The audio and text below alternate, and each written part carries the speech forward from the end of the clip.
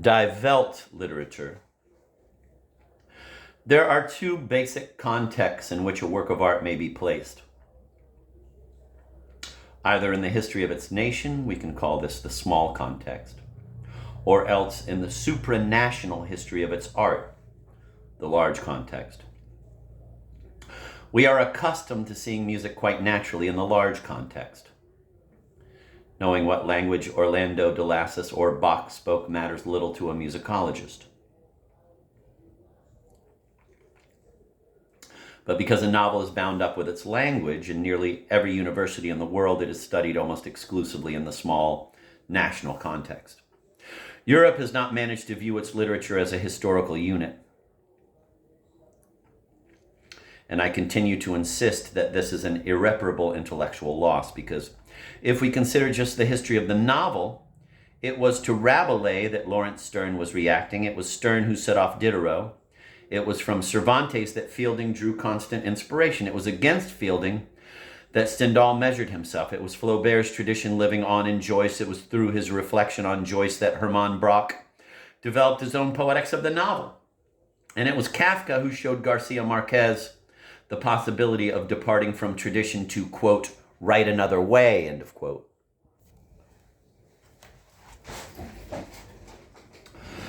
What I just said, Goethe was the first to say, quote, national literature no longer means much these days. We are entering the era of Welt literature, world literature, and it is up to each of us to hasten this development, end of quote. This is, so to speak, Goethe's testament, another testament betrayed. For open any textbook, any anthology, world literature is always presented as a juxtaposition of national literatures, as a history of literatures in the plural. And yet Rabelais, ever undervalued by his compatriots, was never better understood than by a Russian, Bakhtin. Dostoevsky than by a Frenchman, Gide. Ibsen than by an Irishman, Shaw. Joyce than by an Austrian, Broch. The universal importance of the generation of great North Americans, Hemingway, Faulkner, Dos Passos, was first brought to light by French writers. Quote, in France, I'm the father of a literary movement, end of quote, Faulkner wrote in 1946, complaining of the deaf ear he encountered in his own country. These few examples are not bizarre exceptions to the rule. No, they are the rule. Geographic distance sets the observer back from the local context and allows him to embrace the large context of world literature. The only approach that can bring out a novel's aesthetic value, that is to say, the previously unseen aspects of existence that this particular novel has managed to make clear. The novelty of form it has found.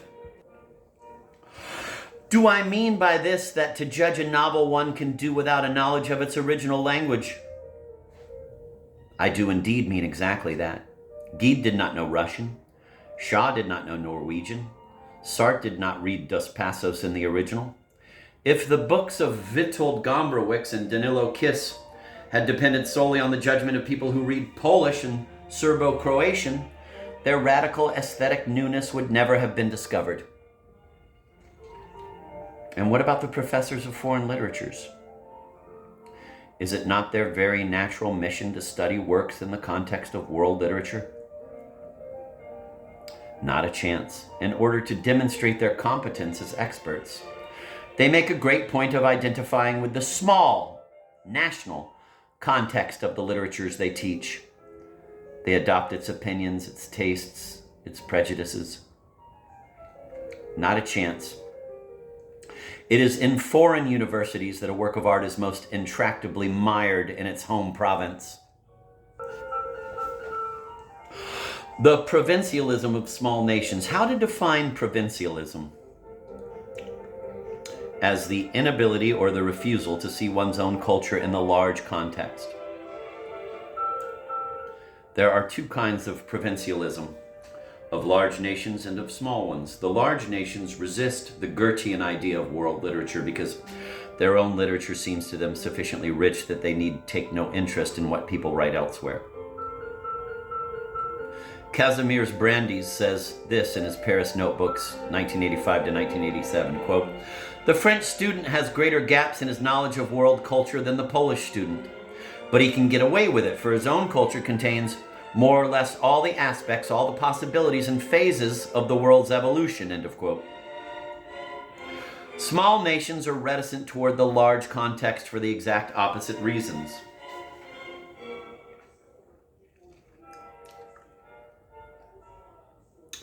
They hold world culture in high esteem, but feel it to be something alien.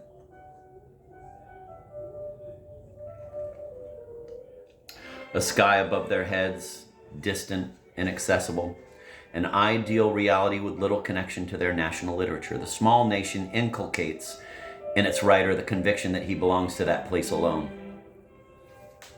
to set his gaze beyond the boundary of the homeland, to join his colleagues in the supranational territory of art. Supranational territory of art is considered pretentious, disdainful of his own people. And since the small nations are often going through situations in which their survival is at stake, they readily manage to present their attitude as morally justified. Franz Kafka speaks of this in his diaries from the standpoint of a large literature, in this case German. He observes Yiddish and Czech literature.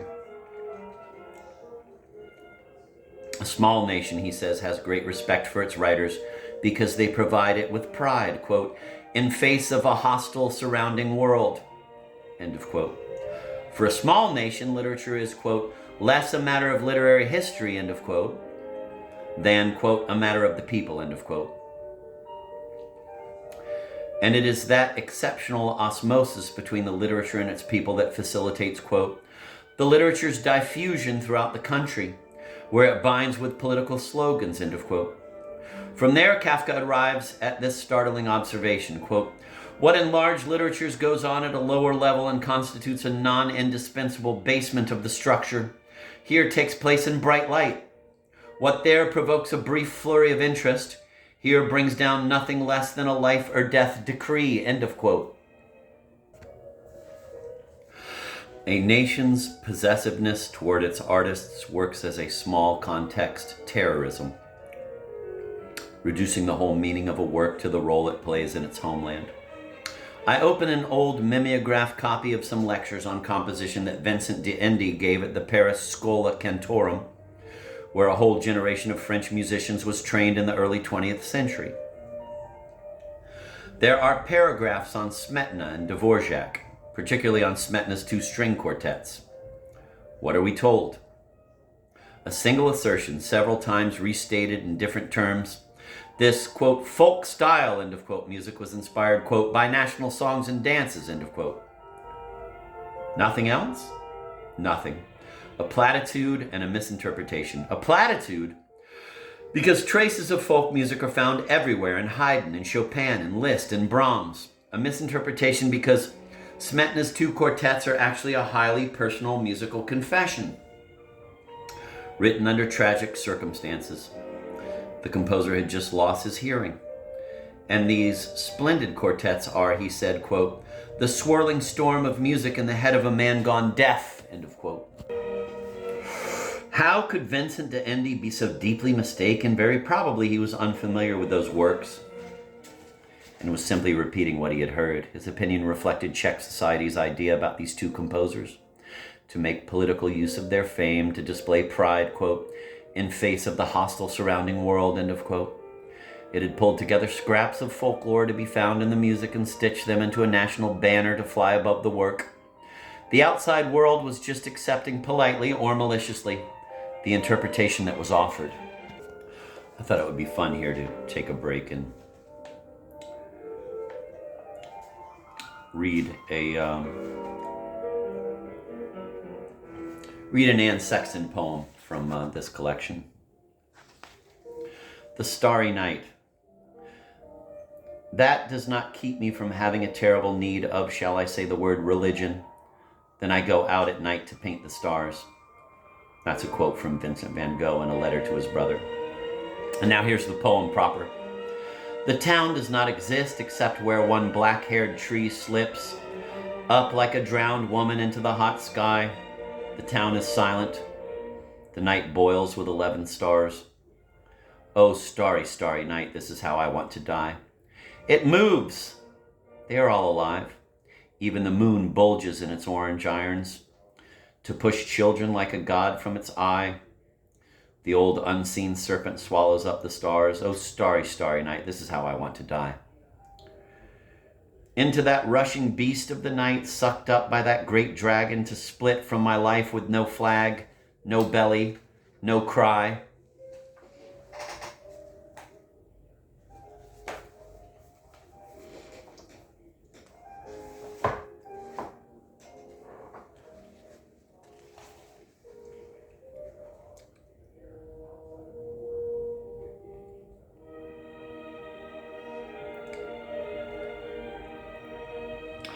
The provincialism of large nations. And what about provincialism in the large nations?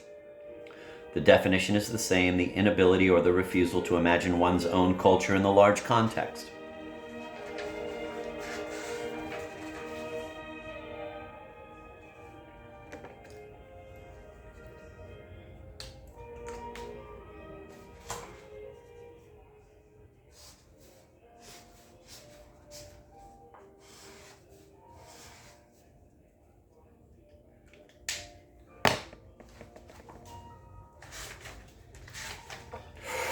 And what about provincialism in the large nations? The definition is the same, the inability or the refusal to imagine one's own culture in the large context.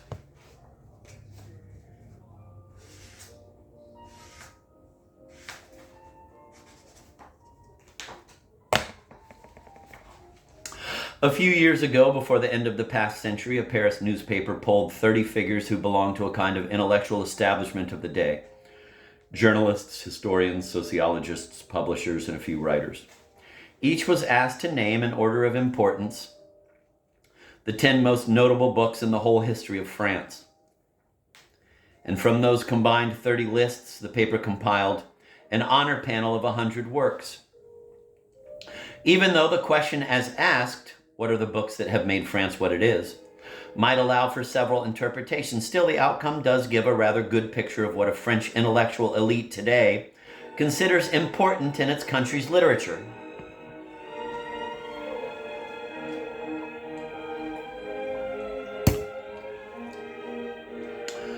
Victor Hugo's Les Miserables came in first.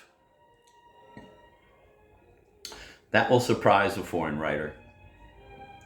Never having considered the book important either for himself or for the history of literature, he will suddenly see that the French literature he adores is not the same one the French adore. In 11th place is de Gaulle's War Memories. According such value to a book by a statesman, a soldier would almost never occur outside of France. And yet what is disconcerting is not that, but the fact that the greatest masterpieces appear only farther down the list. Rabelais stands in 14th place. Rabelais after de Gaulle. In this connection, I read an article by an eminent French university professor saying that his country's literature lacks a founding figure like Dante for the Italians, Shakespeare for the English, and so on. Imagine. In the eyes of his countrymen, Rabelais lacks the aura of a founding figure. Yet in the eyes of nearly every great novelist of our time, he is, along with Cervantes, the founder of a whole art, the art of the novel. And what of the 18th and 19th century novel, France's Glory, The Red and the Black, stands 22nd on the list. Madame Bovary is 25th. Germinal, 32nd. The Human Comedy, only 34th. Is that possible? The Human Comedy? Without which European literature is inconceivable? Dangerous Liaisons, 50th. Poor Bouvard and Picochet come trailing in last, like a couple of breathless dunces, and some masterwork novels do not appear at all among the 100 elect. The Charterhouse of Parma, Sentimental Education, Jacques the Fatalist. True, only within the large context of world literature can the incomparable novelty of that book be appreciated. And what about the 20th century? Proust's In Search of Lost Time, 7th place. Camus' The Stranger, 22nd. And after that, very little of what's called modern literature. Nothing at all of modern poetry. As if France's enormous influence on modern art had never occurred. As if, for instance, Apollinaire, absent from this honor list, had not inspired a whole era of European poetry. And there's something still more astonishing, the absence of Beckett and Ionesco. How many dramatists of the past century have had such power, such influence? 1? 2? No more than that. Here's a recollection. The emancipation of cultural life in communist Czechoslovakia was bound up with the little theaters that were born at the very start of the 60s. It was there that I first saw a performance of Ionesco, and it was unforgettable. The explosion of an imagination, the eruption of a disrespectful spirit. I often said that the Prague Spring began 8 years before 1968, with the Ionesco plays staged at the little theater called On the Balustrade. One might object that the honor panel I describe is evidence less of provincialism than of the recent intellectual orientation that gives ever smaller weight to aesthetic criteria. That the people who voted for Les Miserables were thinking not of the book's importance in the history of the novel, but of its great social resonance in France, of course. But that only demonstrates that indifference to aesthetic value inevitably shifts the whole cultural back into provincialism. France is not merely the land where the French live. It is also the country other people watch and draw inspiration from. And those are the values, aesthetic, philosophical, by which a foreigner appreciates works born outside his own country. Once again, the rule holds. These values are hard to perceive from the viewpoint of the small context, even if it be the prideful small context of a large nation.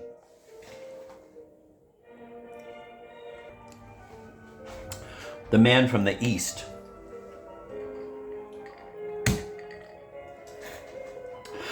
In the 1960s, I left my country for France, and there I was astonished to discover that I was an East European exile.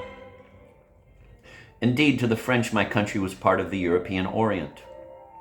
I hastened to explain to all and sundry what was the real scandal of our situation. Stripped of national sovereignty, we had been annexed not only by another country, but by a whole other world. The world of the European East, which, rooted as it is in the ancient past of Byzantium, possesses its own historical problematic, its own architectural look, its own religion, Orthodox, its alphabet, Cyrillic, derived from Greek writing, and also its own sort of communism. No one knows or ever will know what Central European communism would have been without Russia's domination, but in any case, it would not have resembled the communism we did experience. Gradually, I understood that I came from a faraway country of which we know little. The people around me placed great importance on politics, but knew almost nothing about geography. They saw us as communized, not taken over. Actually, hadn't the Czechs always been part of the same Slavic world as the Russians?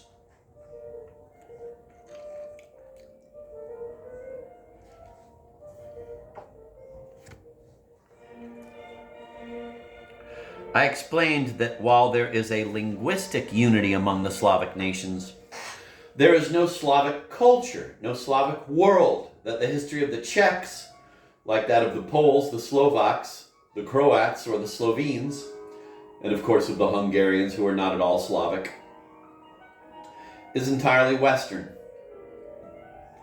Gothic, Renaissance, Baroque, close contact with the Germanic world, struggle of Catholicism against the Reformation. Never anything to do with Russia, which was far off another world.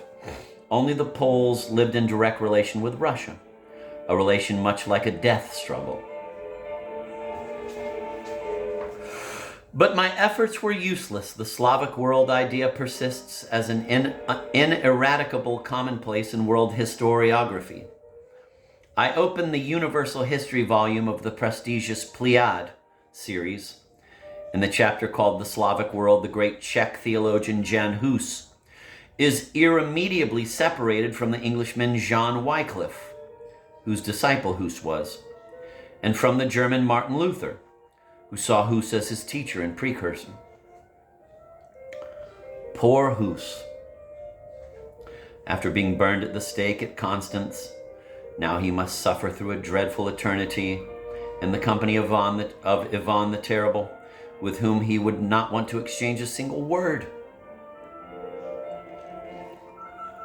Nothing beats an argument from personal experience. In the late 1970s, I was sent the manuscript of a foreword written for one of my novels by an eminent Slavist, who placed me in permanent comparison, flattering of course, at the time, no one meant me harm, with Dostoevsky, Gogol, Bunin, Pasternak, Mandelstam, and the Russian dissidents. In alarm, I stopped its publication. Not that I felt any antipathy for those great Russians. On the contrary, I admired them all, but in their company I became a different person. I still recall the strange anguish the piece stirred in me. That displacement into a context that was not mine felt like a deportation. Central Europe.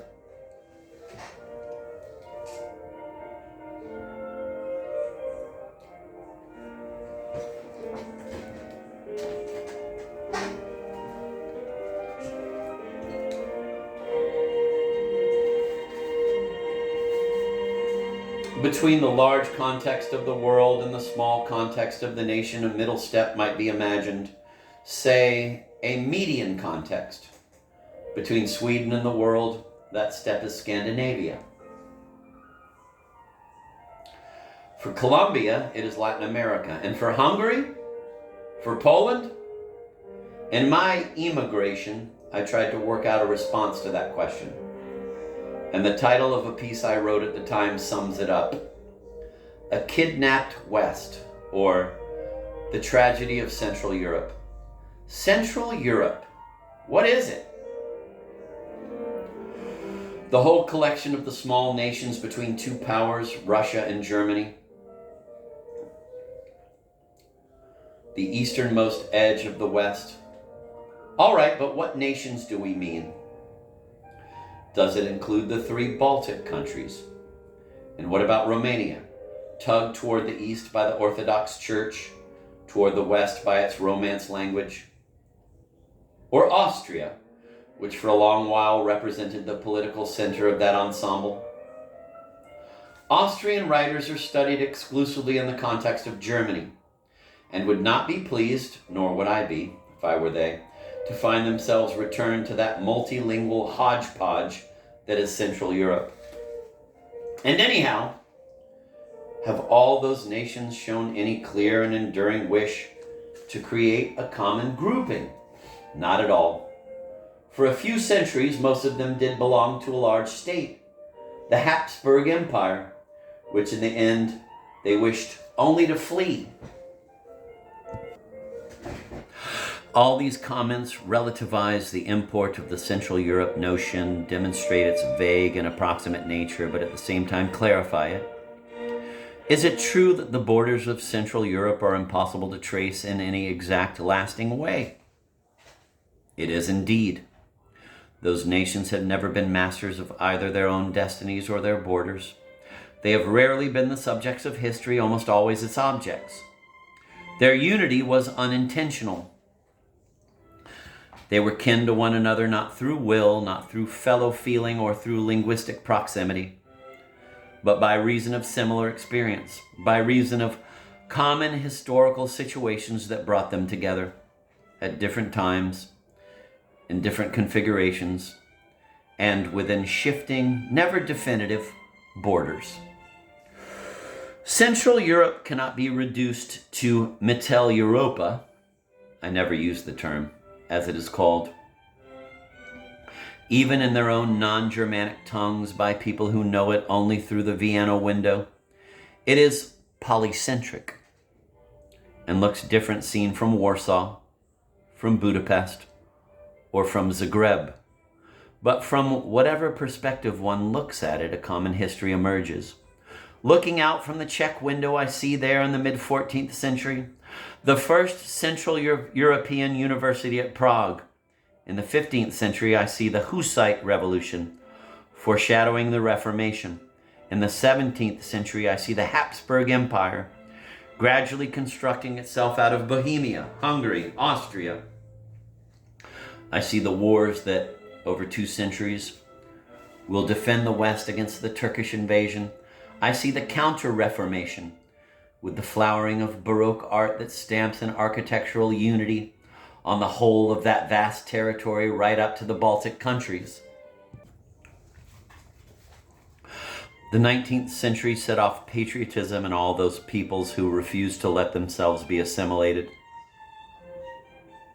That is to say, Germanized, even the Austrians, despite their dominant position within the empire, could not avoid making a choice between their Austrian identity and membership in the great German entity in which they would be dissolved. And how can we not mention Zionism, also born in Central Europe from that same refusal to assimilate, that same desire of the Jews to live as a nation with their own language?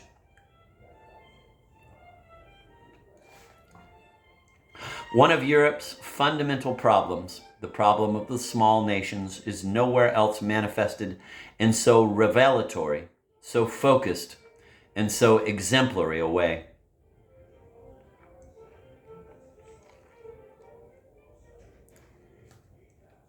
In the 20th century, after the 1914 war, several independent states rose from the ruins of the Habsburg Empire, and 30 years later, all of them but Austria found themselves under Russian domination.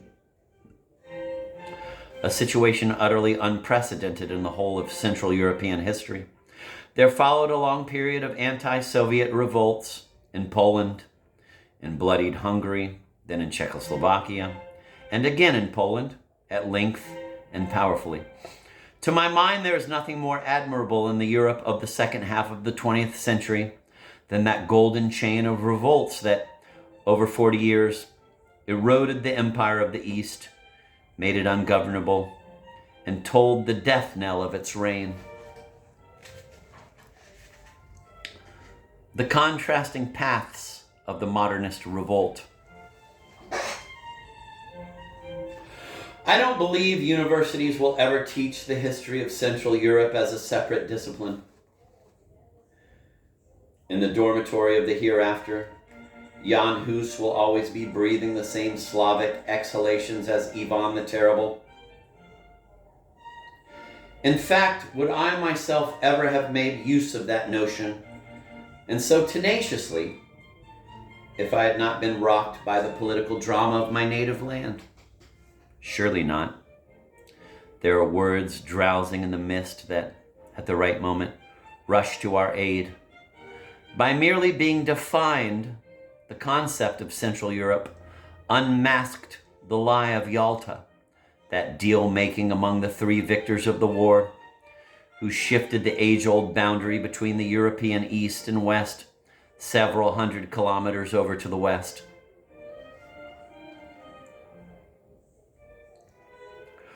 The notion of Central Europe came to my aid on another occasion too, this time for reasons having nothing to do with politics. It happened when I began to marvel at the fact that the terms novel, modern art, modern novel, meant something other for me than for my French friends. It was not a disagreement. It was, quite modestly, the recognition of a difference between the 2 traditions that had shaped us. In a brief historical panorama, our 2 cultures rose up before me as nearly symmetrical antitheses. In France, classicism, rationalism, the libertine spirit, and then in the 19th century, the era of the great novel. In Central Europe, the reign of an especially ecstatic strain of Baroque art, and then in the 19th century, the moralizing idyllicism of Biedermeier, the great romantic poetry, and very few great novels. Central Europe's matchless strength lay in its music which, from Haydn to Schoenberg, from Liszt to Bartók, over 2 centuries embraced in itself all the essential trends in European music. Central Europe staggered beneath the glory of its music.